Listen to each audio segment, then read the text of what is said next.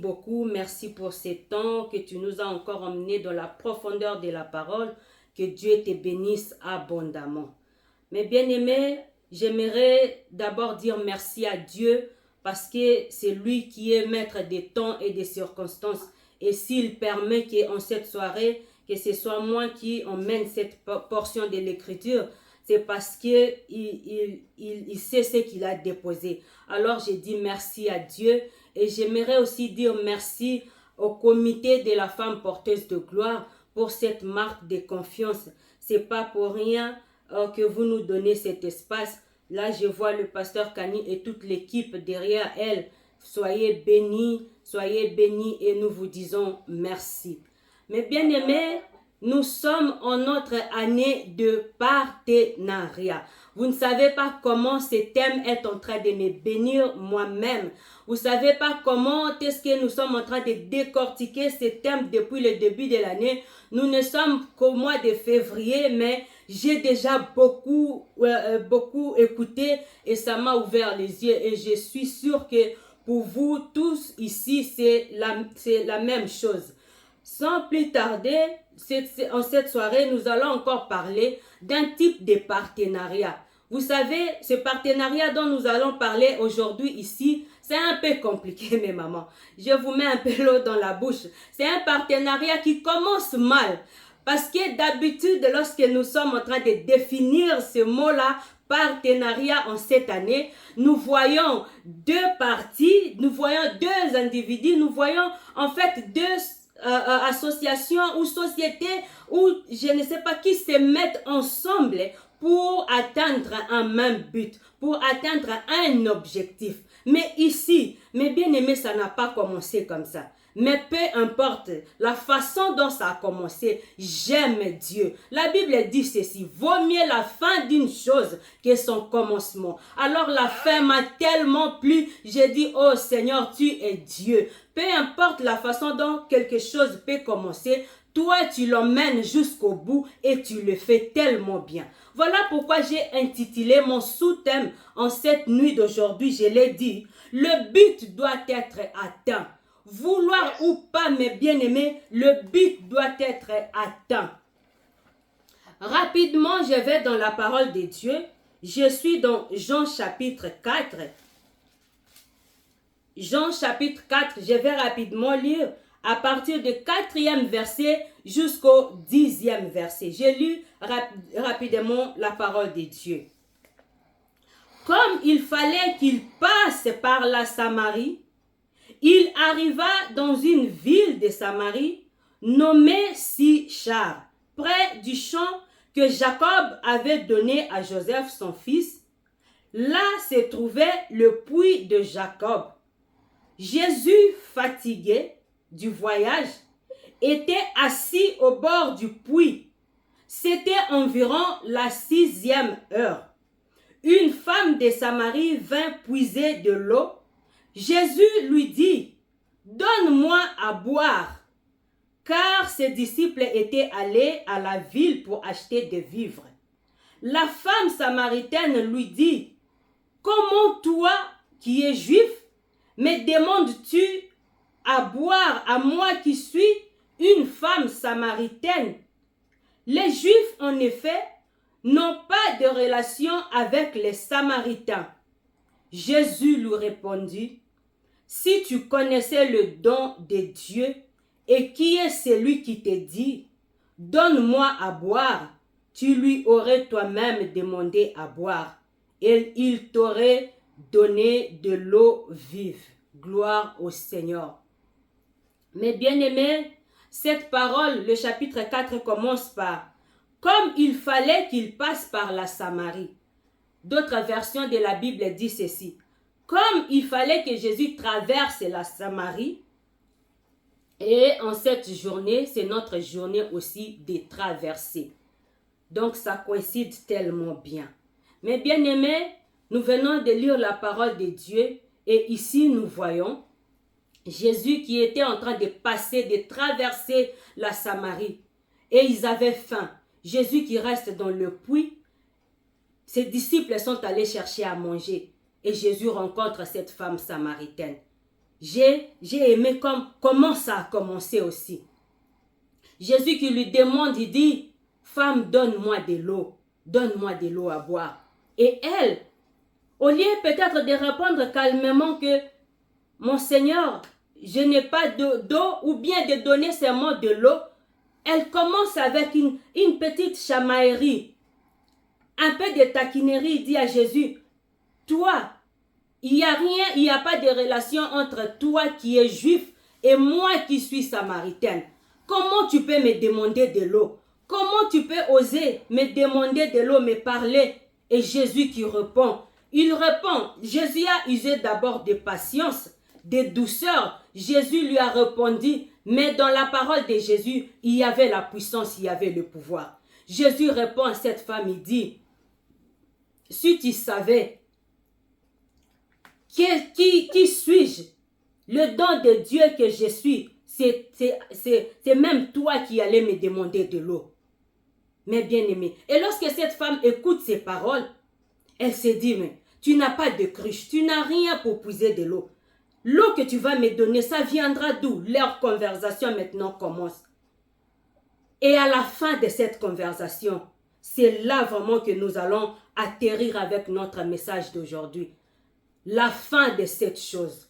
Le commencement a été mbilinga, comme on dit chez nous en lingala. Ça n'a pas bien commencé, mais j'ai aimé. Au fur et à mesure que cette femme-là écoutait Jésus, au fur et à mesure que Jésus était en train de parler, Jésus n'a pas usé de force sur la femme. Non, je te parle, je suis le Messie, Non, Jésus a utilisé la douceur. Mais dans sa douceur, sa parole était remplie de puissance. C'est cette puissance qui est allée toucher cette femme. Et la femme elle-même, elle a déposé sa cruche pour aller courir dans la ville. Et dans la ville, elle est allée faire quoi? L'évangélisation. Mais bien aimé, le mercredi, lorsque j'ai écouté le pasteur Noémie, elle a parlé, elle a introduit encore l'évangélisation. Je me suis mise à prier, j'ai dit, Seigneur, tu ne mens pas, tu m'as donné une parole et ça, tu viens encore de confirmer, tu veux nous parler de l'évangélisation, tu veux nous parler que dans ces partenariats, cette année, tu nous as appelés tes partenaires. Tu nous as appelés tes partenaires. Peu importe la manière dont ça a commencé. Peu importe, cette année, dès que le pasteur Kani avait annoncé ces thèmes, chacun de nous était dans sa position. Peut-être que les unes étaient aussi dans la position de cette femme. Ils se disaient, bon, partenaire avec Dieu, pour que je fasse quoi? Pour qu'on aboutisse à quel projet? Pour qu'on arrive où? Quel est le but à atteindre?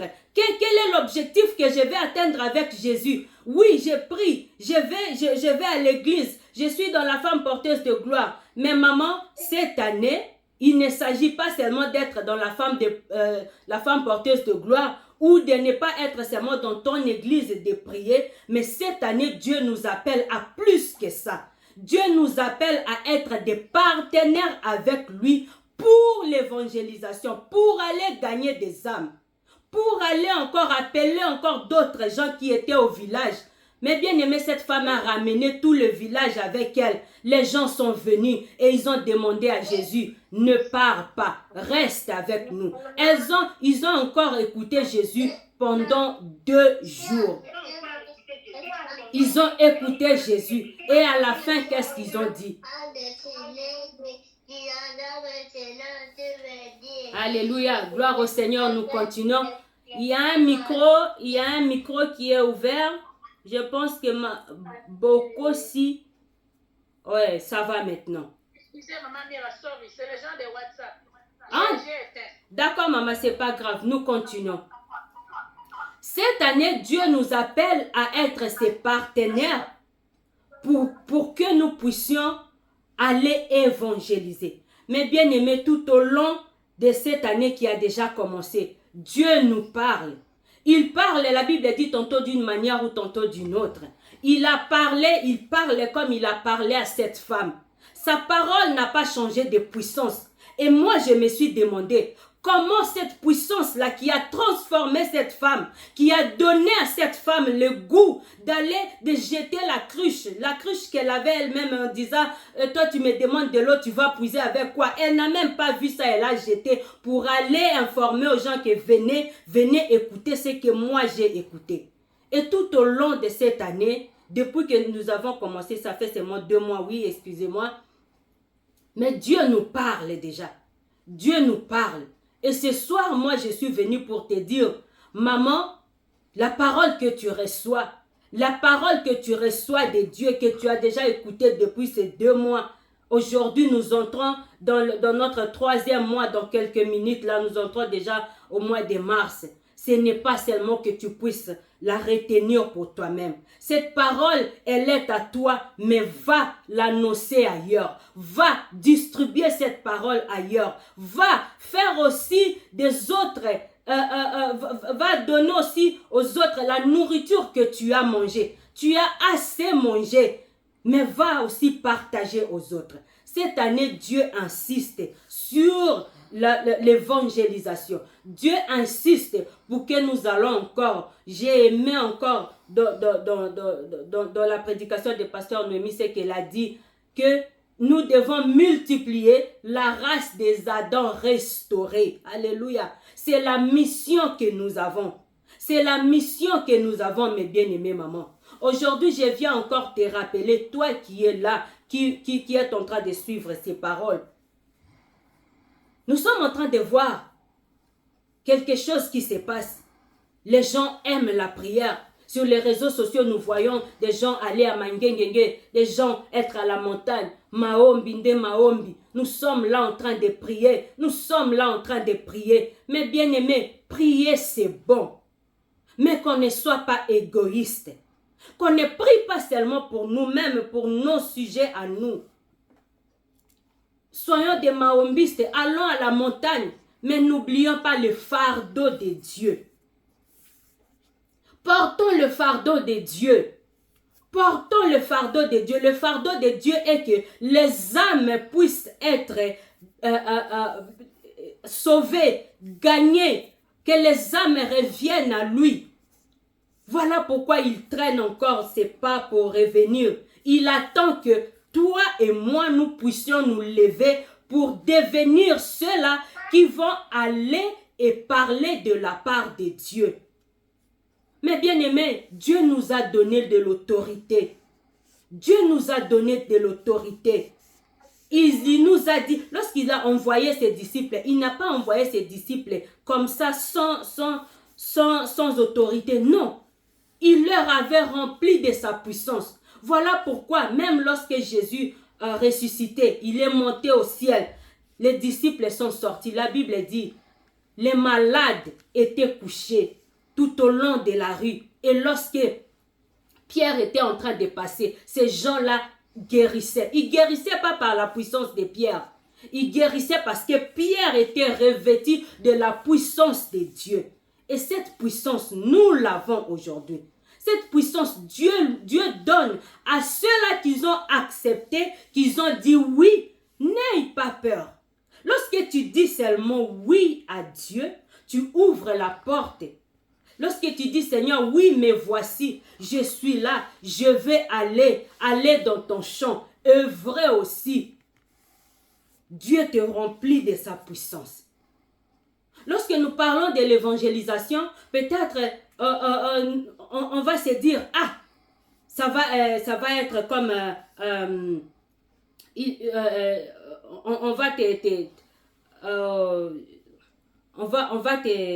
on dit quoi encore si quelqu'un veut devenir pasteur et tout.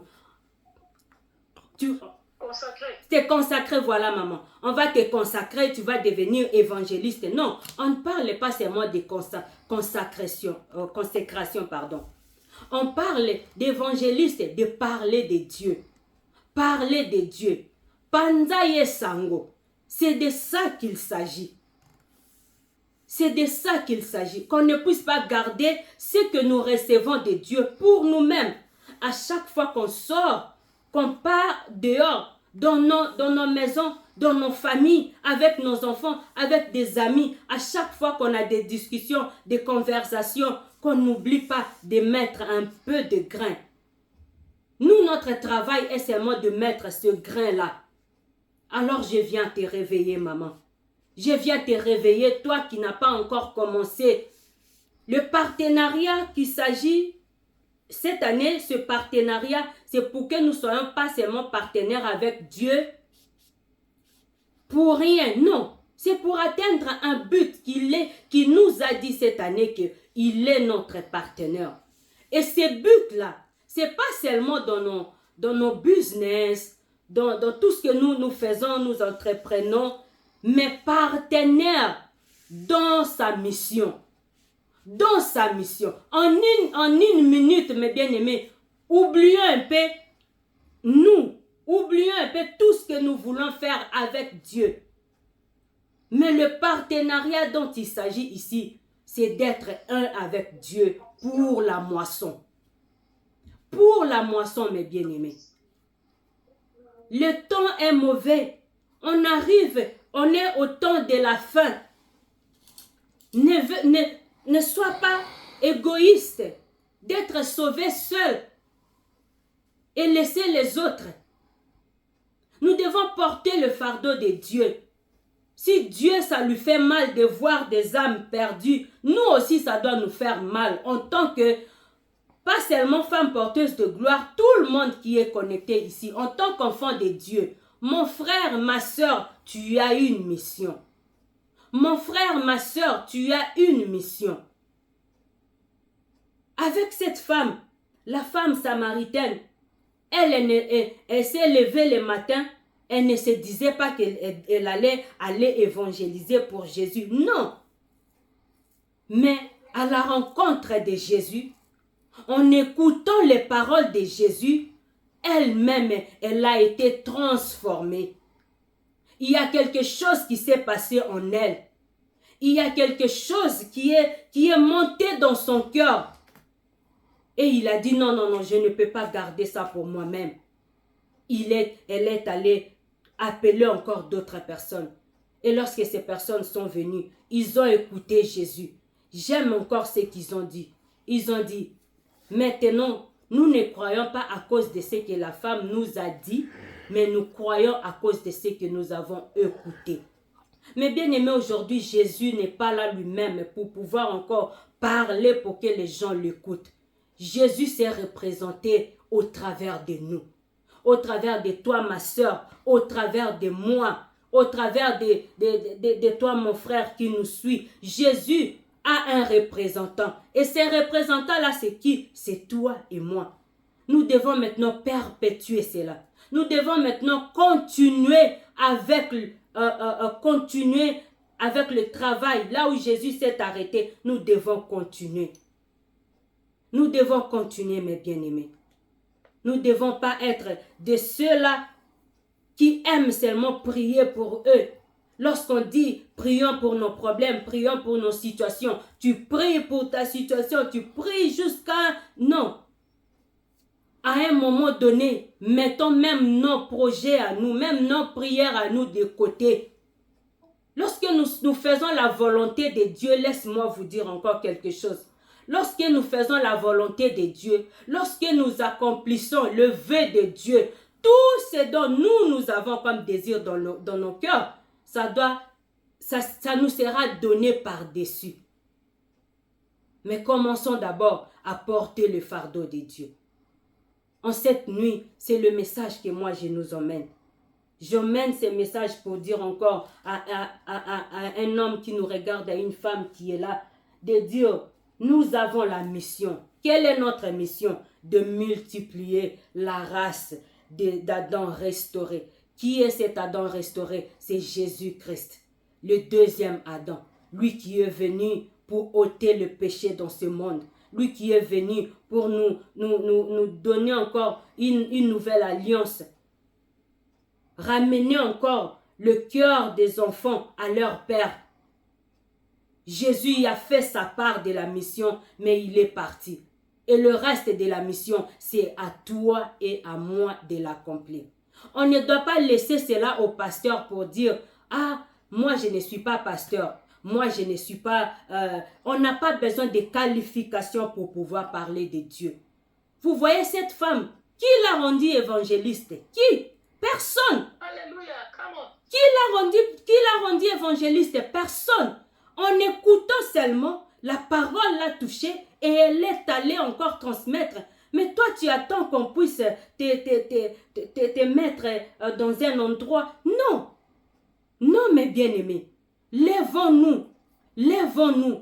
Il y a d'autres personnes qui ont reçu la mission de Dieu par des songes, par des rêves, par des prophéties.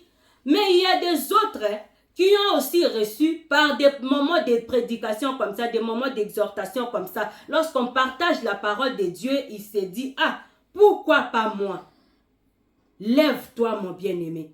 Tu n'es pas dans le désordre, tu n'es pas dans la rébellion, non.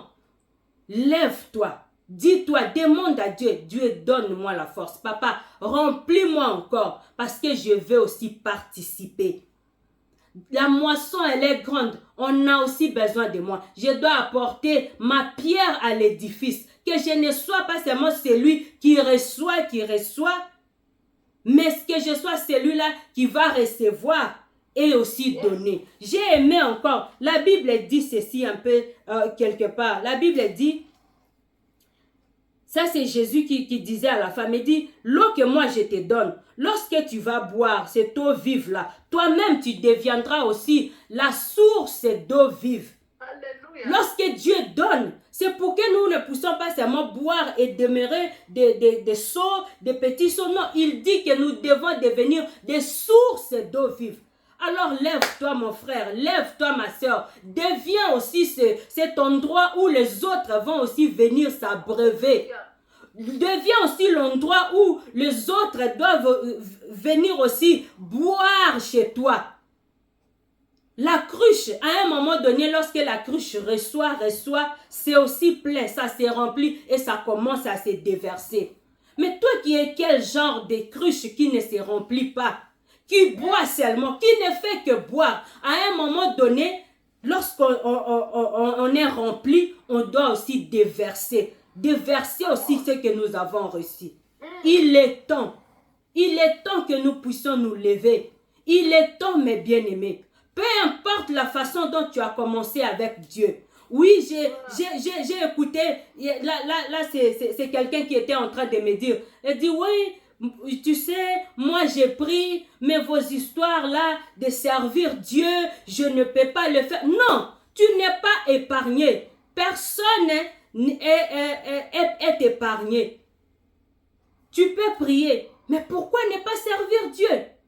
Est-ce que servir Dieu, ça veut seulement dire devenir pasteur là devant? Non. Même la personne qui est à côté de toi au travail, si tu gagnes déjà son âme, c'est déjà une fête au ciel, tu as gagné une âme. Alors, ne nous limitons pas nous-mêmes.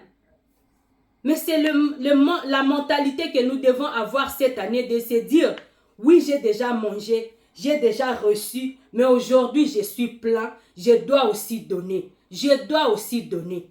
Mais bien-aimés, lèvons-nous. Lèvons-nous et faisons la volonté de Dieu. Faisons ce que Dieu attend de nous. Et vous savez, lorsque les disciples de Jésus sont venus, ils ont ramené la nourriture qu'ils étaient allés chercher. Ils ont trouvé Jésus en train de parler avec la femme et tout. Après, ils emmènent la nourriture. Jésus était déjà rassasié. Jésus était rassasié. Alors il se demande entre eux, et qui a emmené la nourriture à cet homme? Là, je suis dans Jean, toujours le chapitre 4. Mais au verset 34, Jésus leur dit, ma nourriture est de faire la volonté de celui qui m'a envoyé et d'accomplir son œuvre. Mon bien-aimé, quelle est ta nourriture? Ta nourriture doit être de faire la volonté de Dieu. Lorsqu'on fait la volonté de Dieu, on est rassasié. Jésus qui avait faim et les disciples sont allés chercher à manger. En revenant comme ça, ils trouvent cette personne, la personne de Jésus, bien sûr, rassasiés. Et ils étaient étonnés. Mais Jésus leur a donné une bonne réponse. Il a dit, je suis rassasié parce que je viens d'accomplir quelque chose. Parce que je viens de gagner encore une âme. Parce qu'une âme vient d'être sauvée. Parce qu'il y a quelqu'un qui vient de recevoir la parole de vie. Alors ça me réjouit. Je suis dans la joie et ça a même comblé la faim que j'avais. Mais bien aimé, notre nourriture à nous, ce n'est pas seulement le pondou.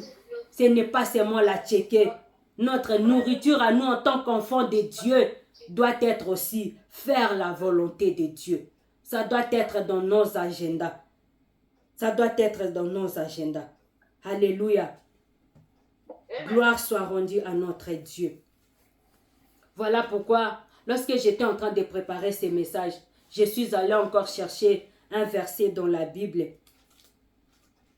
Là où Jésus était en train de prier pour un sourd. Mais bien aimé, peut-être le problème est que tu écoutes la parole de Dieu pas avec des oreilles spirituelles. Peut-être la parole de Dieu traverse tes oreilles. Vous savez, j'ai regardé l'attitude de cette femme. Elle qui boudait au départ, qui disait, il n'y a pas de relation entre toi et moi. De là à arriver maintenant à être convaincue. Donc il s'est passé quelque chose. Et cette chose qui s'est passée là, comment se fait-il que ça ne se passe pas avec nous? Nous qui recevons la parole de Dieu, nous qui recevons le rêve de Dieu chaque jour. Aujourd'hui, ce n'est peut-être pas Jésus lui-même qui est en train de nous parler, mais il parle au travers de ses servantes qui sont ici. Il parle au travers de ses serviteurs. Dans nos églises, il parle. Aujourd'hui, c'est devenu même facile. Tu peux rentrer dans un statut de WhatsApp, tu vois quelqu'un poster une prédication, poster un verset biblique que tu lis. Dieu nous parle aujourd'hui de toutes les manières, mes bien-aimés. Mais pourquoi cette parole n'arrive pas à rentrer en nous? Peut-être que nos oreilles sont sourdes. Peut-être que c'est bouché quelque part. Et lorsque j'étais en train de préparer ces messages, j'ai vu quelque chose. Je suis dans Marc, chapitre 7, le 33e verset. Marc, chapitre 7, verset 33. Amen.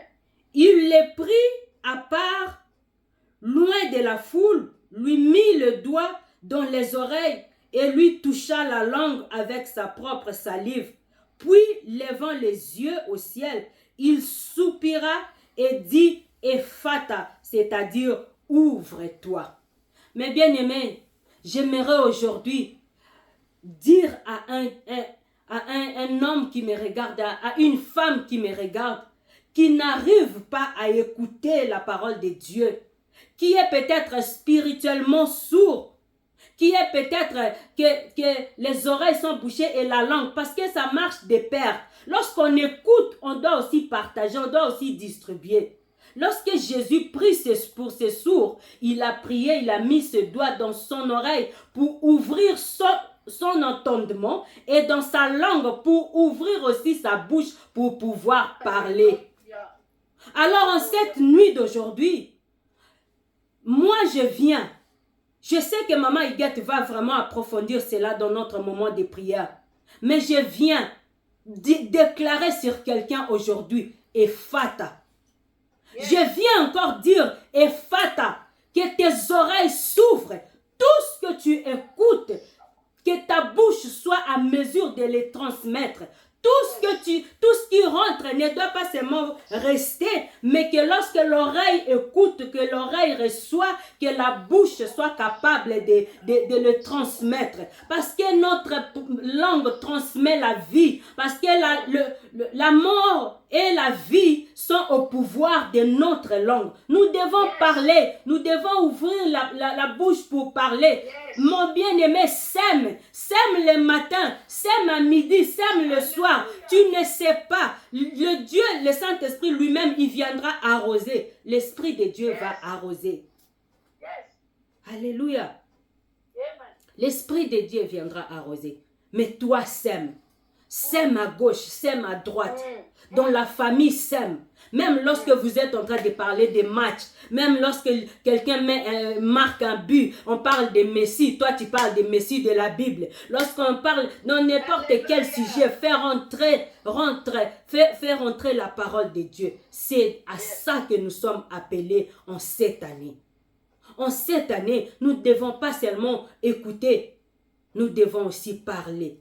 Nous devons aussi parler. Et lorsque j'ai écouté les servantes de Dieu, pendant nos 2 jours de séminaire, elles ont parlé. Et c'était seulement dans cette direction-là. Je me suis dit, Dieu ne trompe pas. Lorsqu'il met une parole dans ton cœur, il sait que ça va commencer ici et ça va finir ici. Va tout droit. Et voilà pourquoi ce soir, moi je suis juste venu pour te dire, mon bien-aimé, ma bien-aimée, tout ce que tu as reçu de Dieu, partage cela tout autour de toi.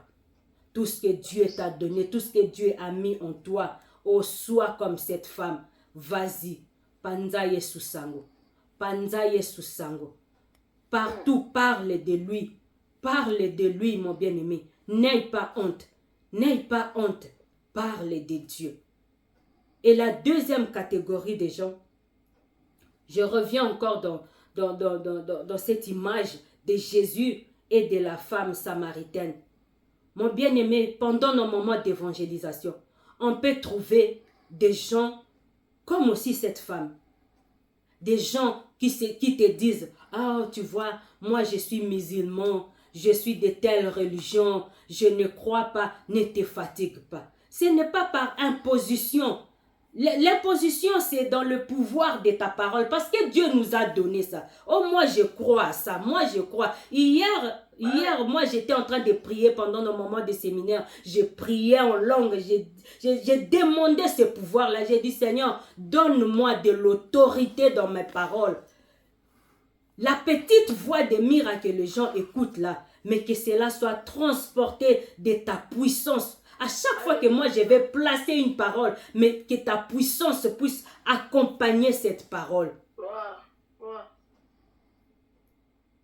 Vous savez, quelqu'un peut te dire, moi je suis de telle confession religieuse, mon bien-aimé, c'est que cela ne te fatigue pas. Cette femme samaritaine, elle a aussi commencé comme ça. Elle a commencé par dire, nous n'avons aucune relation entre nous, mais à la fin, observez bien avec moi, qu'est-ce qui s'est passé? Il y a eu relation. Ça peut commencer, ça peut mal commencer. Même nous ici aujourd'hui, nous disons, le but sera atteint. Mais bien aimés, avec Jésus, avec le Saint-Esprit, le but sera atteint. Qu'ils veulent ou pas, nous allons s'aimer, mais nous savons que l'Esprit de Dieu, c'est lui qui arrosera ses paroles et toutes ces âmes seront gagnées. Pas par notre force, mais par la puissance de Dieu, par l'Esprit de Dieu, c'est lui qui nous accompagne. C'est lui qui nous accompagne. Alléluia. Vous savez, j'ai encore vu quelque chose pendant que j'étais en train de préparer ces messages. Il y avait les lépreux qui étaient mis hors de la ville. Ces lépreux-là, ils avaient faim. Alors ils se sont dit, qu'on reste ici, nous allons mourir. Vaut mieux faire quoi? Aller dans le camp adverse pour aller chercher de la nourriture. Et vous savez, pendant qu'ils étaient en train de marcher, la Bible dit ceci, leur pas, le pas seulement de lépreux. Je m'imagine déjà quelqu'un qui a la lèpre, qui marche lentement, peut-être en posant ses pieds, parce que la lèpre touche les orteils et tout.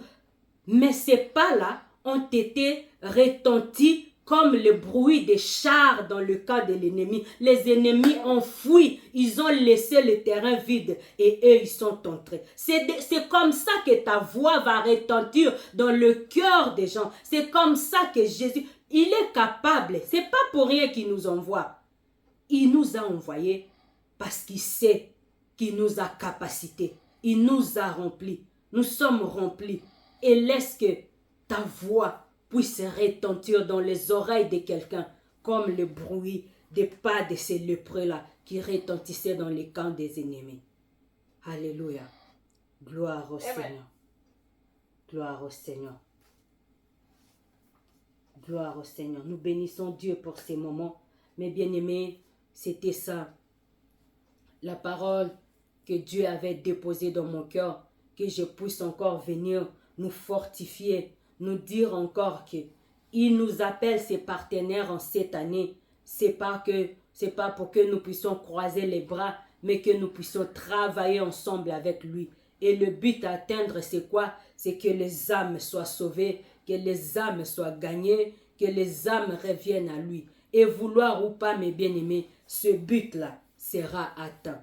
Que la gloire et la louange ne soient que rendues à notre Dieu. C'est lui qui a permis que nous puissions encore être là. Maman Higuette, je te remets encore la parole. Gloire au Seigneur.